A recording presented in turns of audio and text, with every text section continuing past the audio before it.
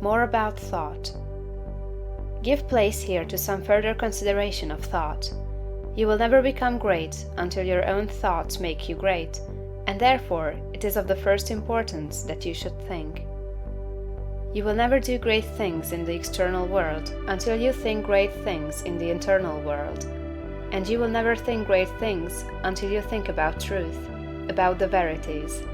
To think great things, you must be absolutely sincere, and to be sincere, you must know that your intentions are right. Insincere or false thinking is never great, however logical and brilliant it may be. The first and most important step is to seek the truth about human relations, to know what you ought to be to other men, and what they ought to be to you. This brings you back to the search of a right viewpoint. You should study organic and social evolution. Read Darwin and Walter Thomas Mills, and when you read, think. Think the whole matter over until you see the world of things and men in the right way. Think about what God is doing until you see what He is doing. Your next step is to think yourself into the right personal attitude. Your viewpoint tells you what the right attitude is, and obedience to the soul puts you into it. It is only by making a complete consecration of yourself to the highest that is within you that you can attain to sincere thinking. So long as you know you are selfish in your aims, or dishonest or crooked in any way in your intentions or practices, your thinking will be false, and your thoughts will have no power. Think about the way you are doing things, about all your intentions, purposes, and practices, until you know that they are right. The fact of his own complete unity with God is one that no person can grasp without deep and sustained thinking. Anyone can accept the proposition in a superficial way, but to feel and realize a vital comprehension of it is another matter. It is easy to think of going outside of yourself to meet God, but it is not easy to think of going inside yourself to meet God. But God is there, and in the Holy of Holies of your own soul, you may meet Him face to face. It is a tremendous thing, this fact that all you need is already within you, that you do not have to consider how to get the power to do what you want to do, or to make yourself what you want to be. You only have to consider how to use the power you have in the right way. And there is nothing to do but to begin. Use your perception of truth. You can see some truth today. Live fully up to that, and you will see more truth tomorrow.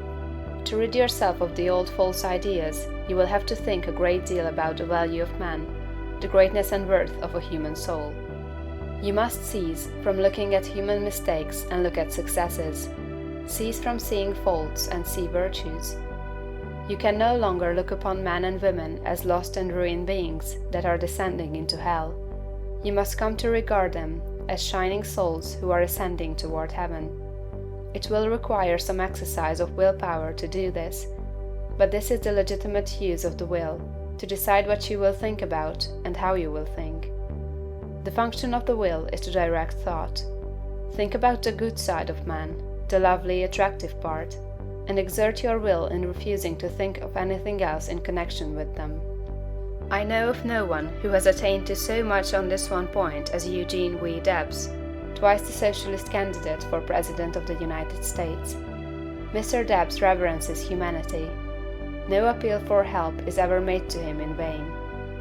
No one receives from him an unkind or censorious word.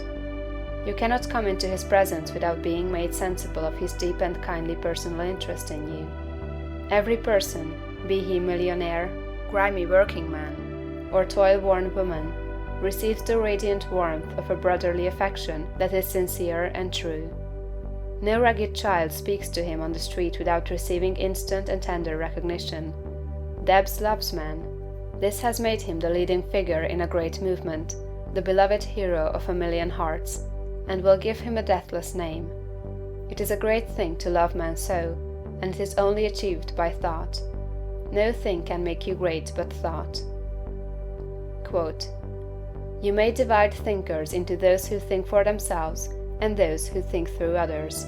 The latter are the rule, and the former the exception. The first are original thinkers in a double sense, and egoists in the noblest meaning of the word." Schopenhauer. Quote, "The key to every man is his thought. Sturdy and defiant though he look, he has a helm which he obeys, which is the idea after which all his facts are classified.